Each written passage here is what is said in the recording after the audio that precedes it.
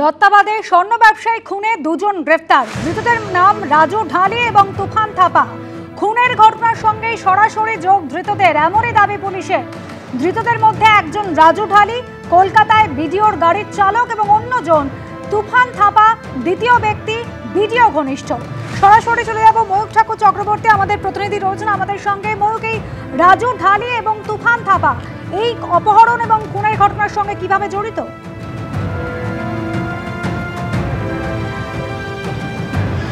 দেখো, এই যে বিডিও প্রশান্ত বর্মন, জলপাইগুড়ির রাজগঞ্জের বিডিও, এই রাজগঞ্জের বিডিওর যে যখন কলকাতায় আসতেন তখন তিনি একটি গাড়ি চড়তেন এবং সেই গাড়ির চালক তিনি থাকেন রাজারহাটে। তার নাম রাজু ঢালি। অর্থাৎ রাজগঞ্জের বিডিও প্রশান্ত বর্মনের কলকাতায় যখন তিনি আসতেন যে গাড়ি চড়তেন সেই গাড়ির চালক এই অপহরণ এবং খুনের মামলায় গ্রেফতার হয়েছেন। তার নাম রাজু ঢালি এবং আরেকজনের নাম তুফান থাপা। এই তুফান থাপাকে বিধাননগর কমিশনারেট অ্যারেস্ট করেছে উত্তরবঙ্গ থেকে এবং এই তুফান থাপাও বিডিওর ঘনিষ্ঠ কন্ট্রাক্টর, ঠিকাদার। এখনও পর্যন্ত এটাই জানা যাচ্ছে, ঘটনার সময় অর্থাৎ গত মঙ্গলবার যখন অপহরণ করে মারধরের ঘটনা ঘটে তখন রাজু ঢালি এবং তুফান থাপা দুজনেই নিউ টাউনের এবি ব্লকে ঘটনাস্থলে উপস্থিত ছিলেন এবং বডি যখন ডাম্প করা হয় গাড়িতে করে নিয়ে গিয়ে তখনও এরা উপস্থিত ছিলেন, এমনই তথ্য প্রমাণ পুলিশ আধিকারিকদের হাতে এসেছে। এবং তারপর গতকাল রাতে এই বিডিওর গাড়ির চালক রাজু ঢালিকে উত্তর 24 পরগনার রাজারহাট থেকে বিধাননগর কমিশনারেট অ্যারেস্ট করেছেন এবং তুফান থাপাকে নর্থ বেঙ্গল থেকে অ্যারেস্ট করেছেন। এই কেসের এই অপহরণ, খুন, অপরাধমূলক ষড়যন্ত্র এবং তথ্য প্রমাণ ধ্বংসের যে মামলা স্বর্ণ ব্যবসায়ীর, এই মামলাতে 4 থেকে 5 জন রয়েছে।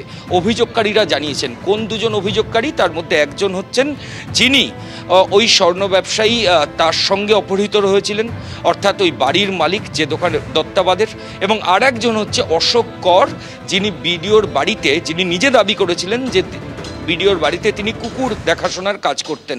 এরা দুজনেই দাবি করেছিলেন যে 5 জন ছিল, তারা বেধড়ক মারধর করছিল। তার মধ্যে বিডিও ছিল। বিকেল 5:30 নাগাদ তার মধ্যে অশোক করকে ছেড়ে দেওয়া হয়, কিন্তু স্বপন কামিল, এই যে অশোক কর যার কথা আমাদের প্রতিনিধি জানাচ্ছিলেন, দুদিন আগেই এই ঘটনা নিয়ে চাঞ্চল্যকর দাবি করেন অশোক কর নামে এই ব্যক্তি। তিনি দাবি করেন যে তিনি বিডিওর বাড়ি থেকে সোনা চুরি করে স্বর্ণ ব্যবসায়ীকে দিয়েছিলেন, আর এরপর তাদের দুজনকে বিডিওর উপস্থিতিতে বেধড়ক মারধর করা হয় বলেও তিনি অভিযোগ করেছিলেন। আজ থেকে 4 মাস আগে আমি নেশার ঘরে ওনার আলমারি থেকে কিছু জিনিস, কিছু গয়না আমি চুরি করি। মারা গেল হচ্ছে স্বপন কামলিয়া। ওনার দোকানের নাম হচ্ছে বসন্তী জুয়েলার্স, দত্তবাদের দোকান। ওনাকে আমি লাবণী বাস স্ট্যান্ডে ওনার হাতে দিই। 28 তারিখে গেলে 28 তারিখ লোকদের পাঠালো, বললো যে কাকা তুমি আসো, সোনাবালা আসবে, তুমি আসো, প্রমাণ দেবে আসো। তো আমি যখন ওনার বাড়িতে গেলাম 12:30, দেখি না আপনার সোনাবালাকে ওনারা গাড়িতে করে নিয়ে এলো। সোনাবালাকে নামিয়ে আমাকে নামিয়ে নিচের ঘরে ঢুকে এলো, দুজনকে মারধর করলো। শর্ট, চাপ্পড়, বাখারি, বেল্ট দিয়েও মেরেছে। ময়ূক ঠাকুর চক্রবর্তী রয়েছেন আমাদের সঙ্গে। ময়ূক, এই অশোক কর তিনি তো একেবারে বলছেন তিনি নিজে চুরি করেছেন এবং সেই সোনা চুরি করে স্বর্ণ ব্যবসায়ীকে পর্যন্ত দিয়েছিলেন। মানে এ তো অত্যন্ত গুরুত্বপূর্ণ তথ্য এই অপহরণ এবং খুনের ঘটনা।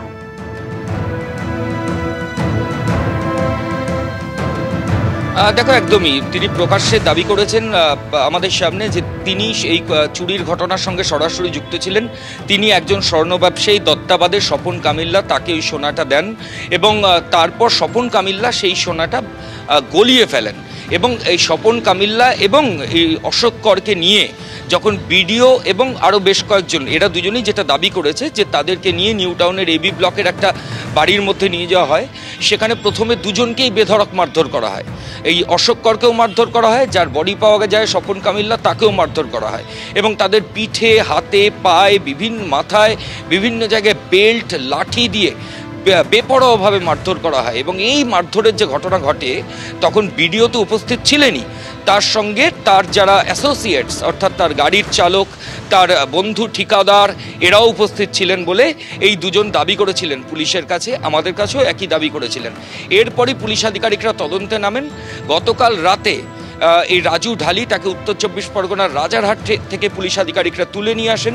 টানা জিজ্ঞাসাবাদে সে গোটা ঘটনা স্বীকার করে এবং আরেকজন যে রয়েছে তুফান, তাকে উত্তরবঙ্গ থেকে বিধাননগর কমিশনারেটের পুলিশ আধিকারিকরা আটক করে নিয়ে আসেন এবং তাকেও টানা জিজ্ঞাসাবাদ করা হয়। তিনি যে সেই সময় কলকাতায় ছিলেন সেই তথ্য প্রমাণও পুলিশ আধিকারিকদের হাতে আসে এবং এই তথ্য প্রমাণ নিয়ে যখন তদন্তকারী আধিকারিকরা তাকে কোয়েশ্চেন করেন, কোনো সদুত্তর কিন্তু তুফান দিতে পারেনি। তারপরে তুমি সঙ্গে থাকো, তোমাকে একটু বিরত করছি। একাধিক প্রশ্নের উত্তর কিন্তু এখনো পাওয়া যায়নি। দুজনকে গ্রেফতার করা হয়েছে, রাজু ঢালি এবং তুফান থাপা। যদিও বিডিও তিনি কিন্তু বলছেন যে ঘটনায় তার কোনো ভূমিকা নেই, সমস্ত অভিযোগ তিনি অস্বীকার করছেন। শোনাব। তিনি বড় গলায় কথা বলছেন এবং যিনি সোনা গলিয়েছেন তিনিও বড় গলায় তার পরিবার কথা বলছেন। প্রশান্ত বর্মন একটা শিডিউল কাস্ট কমিউনিটির ছেলে, তাকে কিভাবে দাবাং থেকে মাটিতে শোয়ানো যায় সেটারই একটা চক্রান্তকারীরা চক্রান্ত করে যাচ্ছে।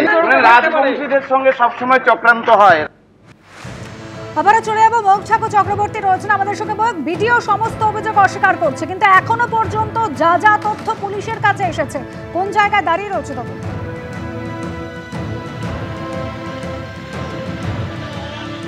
দেখো, বিডিও গতকাল পর্যন্ত উত্তরবঙ্গের সাংবাদিকদের মুখোমুখি হয়েছেন। গত পরশুদিন বিডিওর সঙ্গে আমরা টেলিফোনে যোগাযোগ করেছিলাম, কিন্তু আজকে বিডিওর কোনো প্রতিক্রিয়া কিন্তু এখনো পর্যন্ত পাওয়া যায়নি। আমরা বিডিওর সঙ্গে যোগাযোগ করেছিলাম, বিডিও দাবি করেছিলেন তার বাড়িতে কোনো সোনা চুরি হয়নি। তার বাড়িতে যদি সোনা চুরি না হয়ে থাকে তাহলে তার কলকাতার গাড়ির চালক কেন গ্রেফতার হবেন? বিডিও দাবি করেছিলেন এই গোটা ঘটনার সঙ্গে তিনি জড়িত নন। তিনি যদি জড়িত না থাকেন তাহলে তার বন্ধু বিল্ডিং কন্ট্রাক্টর তিনি কলকাতায় কি করতে এসেছিলেন, তিনি বা কেন অ্যারেস্ট হবেন?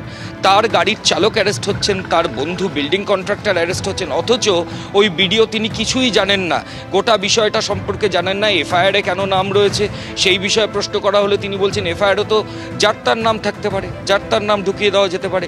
তিনি কলকাতায় এসেছিলেন এই নিয়ে প্রশ্ন করা হলে তিনি বলছেন কি প্রমাণ আছে তিনি কলকাতায় এসেছিলেন? তার কলকাতায় বাড়ি আছে, কলকাতার একটা আস্তানাতেই গোটা ঘটনা ঘটেছে, এটা নিয়ে প্রশ্ন করা হলে তিনি বলছেন কোন তথ্য প্রমাণের ভিত্তিতে তাকে প্রশ্ন করা হচ্ছে যে কলকাতার বাড়িতেই গোটা ঘটনা ঘটেছে? তিনি তো উত্তরবঙ্গে থাকেন, তার বাড়িতে সোনা চুরি হয়েছে এই প্রশ্ন করা হলে তিনি বলছেন আমার বাড়িতে তো কোনো সোনা চুরির ঘটনা ঘটেনি, আমি কোথাও অভিযোগও করিনি। অথচ তিনি কোথাও অভিযোগ করেননি, তার বাড়িতে সোনা চুরি হয়নি, তিনি কলকাতায় আসেননি, কিন্তু এই সোনা চুরির তদন্তে নেমে, এই খুনের ঘটনার তদন্তে নেমে বিধাননগর কমিশনারেট ওই বিডিওরই গাড়ির চালক এবং ঘনিষ্ঠ বন্ধু বিল্ডিং কন্ট্রাক্টর এদের দুজনকে অ্যারেস্ট করছেন। অর্থাৎ বিডিওর কথায় বিস্তর ইনকনসিস্টেন্সি রয়েছে। ফলত তদন্তকারী আধিকারিকরা বিডিওর সঙ্গে ফের কথা বলবেন এবং এই গোটা ঘটনার সঙ্গে তার যোগ আরও জোরালো হলো, এমনটাই মনে করা হচ্ছে। ধন্যবাদ ময়ূক।